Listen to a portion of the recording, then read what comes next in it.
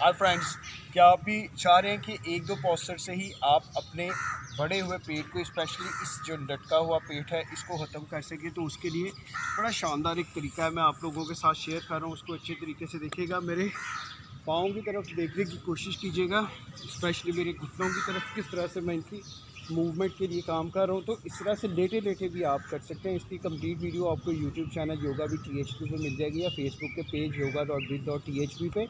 आपने इस तरह से लेटना है। लेट के सबसे पहले तो अपने घुटनों को इस पोजीशन में रखना है।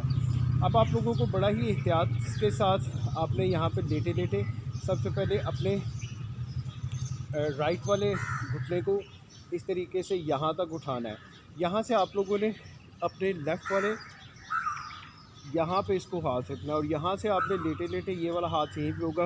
1 2 3